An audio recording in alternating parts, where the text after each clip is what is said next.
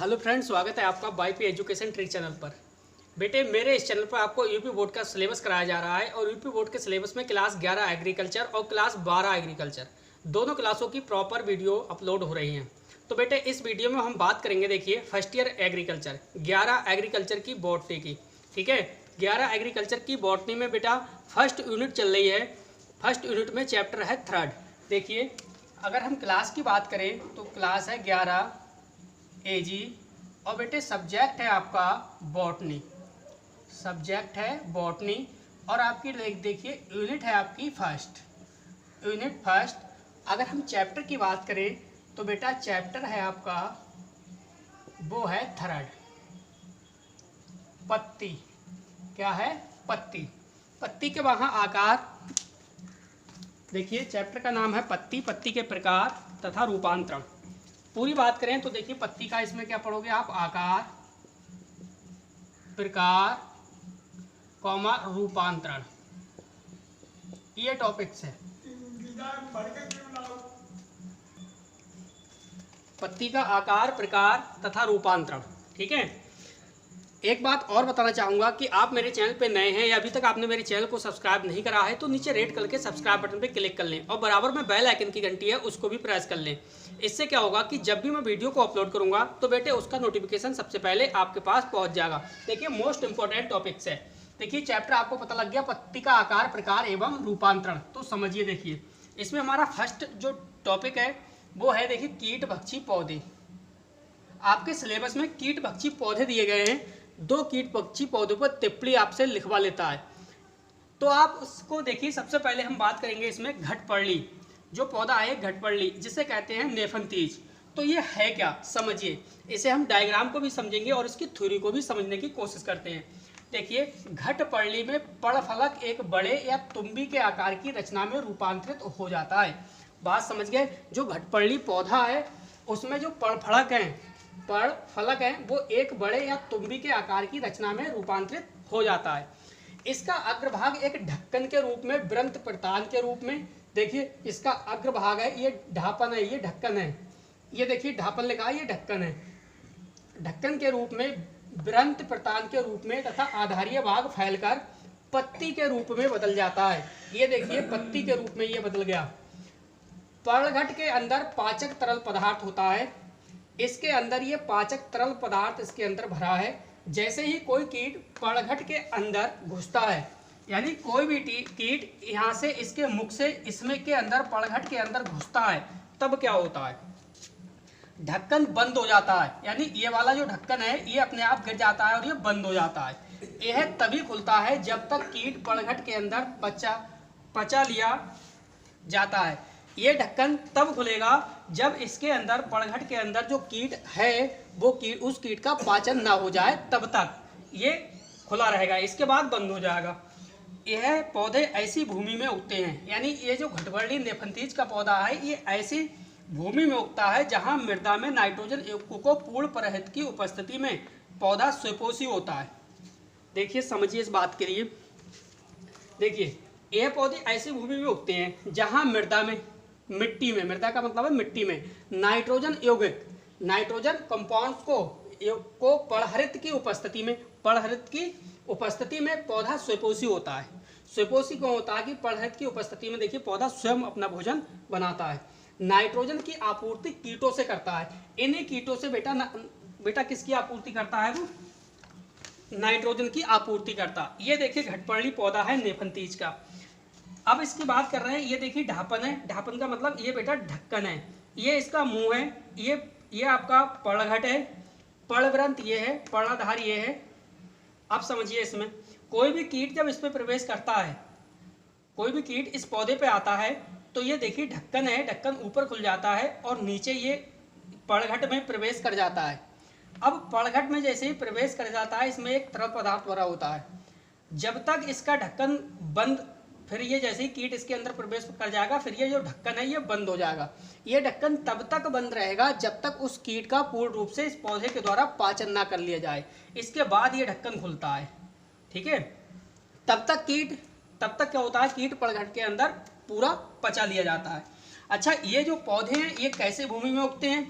देखिए, मैंने आपको बताया ये पौधे ऐसी भूमि में उगते हैं जहां मृदा में नाइट्रोजन यौगिकों की उपस्थिति परागण की उपस्थिति में पौधा स्वयंपोषी होता है और नाइट्रोजन की आपूर्ति कीटों से करता है। तो बेटा एक तो ये देखिए था घटपर्णी नेफंथीज आपका है, और दूसरा हम पढ़ेंगे ड्रोसोरा, ठीक है। और वीडियो के लास्ट में इतनी इंपॉर्टेंट महत्वपूर्ण मैं आपको सूचना दूंगा, तो वीडियो बिल्कुल लास्ट तक देखना, ठीक है, फिर आपको अच्छे से समझ में आएगा। चलिए चलते हैं नेक्स्ट टॉपिक की ओर। चलिए अगला टॉपिक समझिए बेटा, ड्रोसोरा। देखिए मेन टॉपिक था हमारा, वो था कीटभक्षी पौधे। देखिए आपने 2 कीटभक्षी पौधे सिलेबस के अनुसार पढ़े। पहला था घटपर्णी जिसे बोलते हैं नेफंथीज, दूसरा है ड्रोसोरा। कीटभक्षी पौधों का मतलब होता है बेटा कीटों का भक्षण करने वाला। जो कीटों का भक्षण करता है पौधा उसे कहते हैं कीटभक्षी पौधे। तो आपने नेफंथीज घटपर्णी के बारे में पढ़ लिया, ड्रोसोरा के बारे में पढ़िए। देखिए ये डायग्राम है आपका ड्रोसोरा का। किसका है? ड्रोसोरा का। ड्रोसोरा नामक कीटभक्षी पौधे की पत्तियों की सतह पर ग्रंथिल रोम होते हैं। यानी जो ड्रोसोरा नामक कीटभक्षी ये पौधा है, इसकी जो पौधे की पत्तियां हैं, पत्तियों की सतह पर ग्रंथिल रोम होते हैं।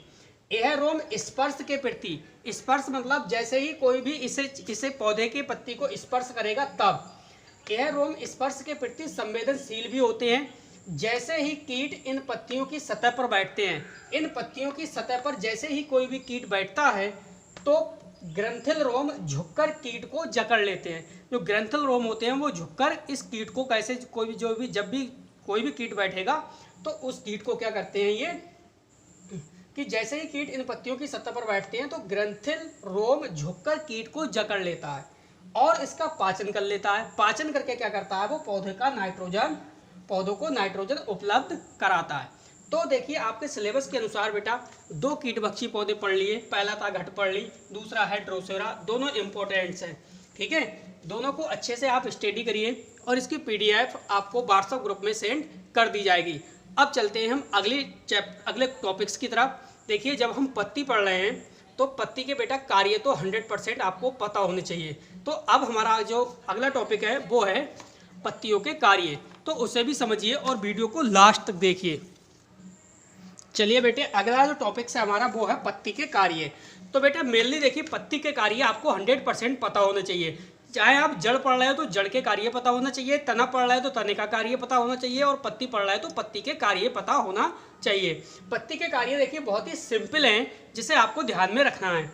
देखिए पत्ती का कार्य क्या है? पहला जो हेडिंग्स हमारा है वो है भोजन निर्माण। पत्ती का कार्य होता है भोजन का निर्माण करना। दूसरा है वाष्पोत्सर्जन, तो पत्ती का काम वाष्पोत्सर्जन करना भी है। तीसरा है गैसों का आदान प्रदान, तो बेटा पत्ती के माध्यम से गैसों का आदान प्रदान भी किया जाता है। और चौथा है भोजन संग्रह, तो पत्ती का कार्य भोजन संग्रह भी है। समझिए देखिए भोजन निर्माण, पत्ती का कार्य भोजन निर्माण कैसे करके है वो समझिए। यह पत्तियों का मुख्य कार्य है। जो भोजन निर्माण है यह पत्तियों का मुख्य कार्य है। पत्तियां क्रमशः संश्लेषण द्वारा भोजन निर्माण करती हैं। जो पत्तियां हैं वो बेटा प्रकाश संश्लेषण के द्वारा भोजन का निर्माण करती हैं। सेकंड देखिए वाष्पोत्सर्जन। वाष्पोत्सर्जन आप टॉपिक पढ़ चुके हो, लॉन्ग भी आपने अच्छा से पढ़ा है और वाष्पोत्सर्जन की डेफिनेशन को अच्छे से समझा है। तो यहाँ भी वाष्पोत्सर्जन हेडिंग है, समझिए। देखिए पौधे आवश्यक से अधिक अवशोषित जल को पत्तियों द्वारा वाष्पोत्सर्जित कर देते हैं। पौधे क्या करते हैं बेटा, देखिए अपनी आवश्यकता से अधिक अगर जल भर गया है, जैसे सपोज दैट कोई खेत है, खेत में प्लांट लगा है, पौधे हैं छोटे छोटे जैसे धान के पौधे हैं, उसमें अगर जल ज़्यादा भर गया है तो ज़्यादा जल होने के कारण जो पौधे होते हैं वो अपने अनुसार आवश्यकता से अधिक जल को, ठीक है, पत्तियों के माध्यम से वाष्पोत्सर्जित कर देता है। यदि वाष्पोत्सर्जन बन के वो पानी को उड़ा देते हैं हवा में यानी वायु में। इसका कहने का मतलब ये है। गैसों का आदान प्रदान, तो गैसों का आदान प्रदान में समझिए देखिए पत्तियों पर स्थित रंध्रों द्वारा O2 तथा CO2 का आदान प्रदान होता है। जो पत्तियों पर रंध्र होते हैं उनके माध्यम से क्या होता है, O2 का मतलब है ऑक्सीजन और CO2 का मतलब है कार्बन डाइऑक्साइड। यानी पत्तियों पर स्थित रंध्रों द्वारा ऑक्सीजन और कार्बन डाइऑक्साइड का आदान प्रदान होता है। नेक्स्ट बेटा हमारा पॉइंट है वो है भोजन संग्रह। भोजन का संग्रह का मतलब है इकट्ठा करना। किस प्रकार से भोजन का संग्रह होता है? देखिए मांसल पत्तियां भोजन संग्रह करती हैं। मांसल पत्तियां क्या करती हैं, भोजन का संग्रह करती हैं। एग्जाम्पल्स की बात करें जैसे प्याज, लहसुन आदि। चलिए बेटे इस टॉपिक को आगे बढ़ाते हैं, चलते हैं आगे की ओर। वीडियो को लाइक नहीं करा तो प्लीज़ वीडियो को लाइक करिए। चलिए बेटे अगला टॉपिक समझिए, सरल पत्ती तथा संयुक्त पत्ती में अंतर। देखिए हेडिंग से हमारी सरल पत्ती तथा संयुक्त पत्ती, सरल पत्ती और संयुक्त पत्ती को में हम अंतर को समझेंगे। देखिए कई बार एग्जाम में क्वेश्चन ये भी आया है कि सरल और संयुक्त पत्ती को में अंतर को समझाइए, तो समझिए। देखिए फर्स्ट पॉइंट है हमारा सरल पत्ती में, इसके कक्ष में एक कक्षीयस्थ कलिका होती है। जो सरल पत्ती है उसमें फर्स्ट पॉइंट का लिखोगे, इसके कक्ष में एक कक्षीयस्थ नलिका होती है, कलिका होती है, सॉरी, एक कक्षीयस्थ कलिका होती है। संयुक्त पत्ती में लिखोगे, यह स्वयं एक पत्ती के कक्ष से निकलती है, यह स्वयं एक पत्ती के कक्ष में निकलती है, ये लिखोगे। सेकंड पॉइंट है देखिए सरल पत्ती में कि इनके शीर्ष पर कोई कलिका नहीं होती, इनके शीर्ष पर क्या है, कोई भी कलिका नहीं होती है। जबकि संयुक्त पत्ती में क्या लिखोगे, इनके शीर्ष पर शीर्षस्थ कलिका उपस्थित होती है, इनके शीर्ष पर शीर्षस्थ कलिका उपस्थित होती है। थर्ड पॉइंट का लिखोगे सरल पत्ती में कि पर्णकों के कक्ष में कोई कलिका नहीं होती, जो पर्णक होते हैं उनके कक्षों में कोई भी कलिका नहीं होती। संयुक्त पत्ती में आप पढ़ोगे कि शाखा पर लगी प्रत्येक पत्ती के कक्ष में कक्षीयस्थ कलिकाएं होती हैं। लास्ट पॉइंट है चौथा पॉइंट, सरल पत्ती में लिखोगे आप कि पतझड़ के समय, जब पतझड़ चलता है तब पतझड़ के समय पिच्छास सहित पूरी पत्ती ही गिर जाती है। यानी पतझड़ जब चलता है, पतझड़ जब पौधे लेते हैं तो पतझड़ के समय पिच्छास सहित पूरी पत्ती ही गिर जाती है। जबकि संयुक्त पत्ती में ऐसा नहीं है, पतझड़ के समय केवल पत्तियां गिरती हैं, शाखा नहीं, केवल पत्तियां गिरती हैं और उनकी शाखा नहीं गिरती हैं, अतः नंगी शाखाएं लगी रहती हैं। तो समझिए बेटा संयुक्त पत्ती और सरल पत्ती में अंतर समझा। चलिए आगे की ओर समझते हैं और क्वेश्चन। चलिए बेटे देखिए कुछ क्वेश्चन आपकी स्क्रीन पे दिखाई दे रहे हैं, हम उनके भी आंसर को समझने की कोशिश करते हैं। देखिए बेटा पहला क्वेश्चन है हमारा कि मटर की पत्ती होती है। तो कई बार क्वेश्चन आया हुआ है पेपर में कि मटर की पत्ती होती है वो किस प्रकार की होती है, इसका आपको आंसर बताना है। तो बेटा आपको इसका आंसर लिखना पड़ेगा, जो मटर की पत्ती होती है वो होती है बेटा संयुक्त पत्ती। कैसी होती है, संयुक्त पत्ती, ठीक है। दूसरा जो क्वेश्चन है वो है कि पौधों में भोजन बनाने का कार्य किसके द्वारा होता है। तो ये तो आपको रट गया कि पौधों में भोजन बनाने का कार्य किसके द्वारा होता है, अभी हमने पढ़ा था किसके द्वारा। बेटा इसका आंसर क्या हो जाएगा, पत्ती के द्वारा, पत्ती के द्वारा।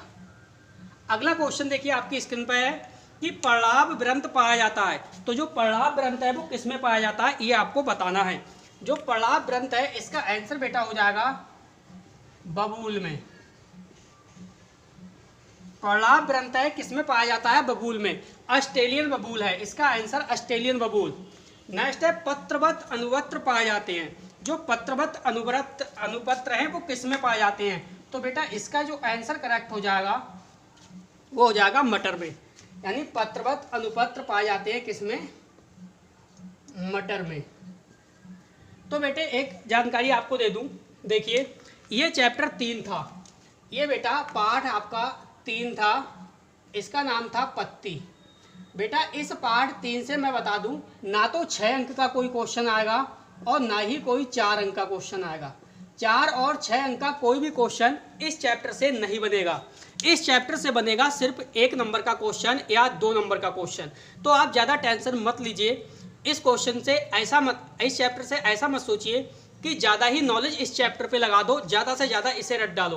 बेटा ऐसा कुछ नहीं है, 2-3 बार आप वीडियो देखना, आराम से आपके माइंड में सेट क्वेश्चन हो जाएंगे। इससे 1 या 2 नंबर का ही क्वेश्चन पूछा जा सकता है, अन्यथा नहीं भी पूछा जा सकता है, कोई ज़रूरी नहीं है कि 1 नंबर का आ ही जाए, ठीक है। पहले ही मैंने आपको सचेत कर दिया। अब देखिए पूरी बॉटनी आपकी लगभग कंप्लीट होने वाली है, मात्र 2 चैप्टर बचे हैं। 2 चैप्टर पूरे होने के बाद आपकी जो बॉटनी है ये बॉटनी कंप्लीट हो जाएगी। दोस्तों अगर आप मेरी वीडियो को पहली बार देख रहे हो और आप चाहते हो मुझसे जुड़ना, चाहते हो कि हमें PDF नोट्स चाहिए, तो बेटा PDF नोट्स के लिए आप मेरे व्हाट्सएप नंबर पर संपर्क कर सकते हैं 8650415957। इस नंबर पर संपर्क करिए, आपको फिजिक्स मैथ का सलूशन मिल जाएगा, फिजिक्स और आपको बॉटनी के नोट्स भी प्रोवाइड करा दिए जाएंगे, ठीक है। तो बेटा इस वीडियो में बस इतना ही। वीडियो देखने के लिए आपका बहुत बहुत धन्यवाद। आपका दिन शुभ हो।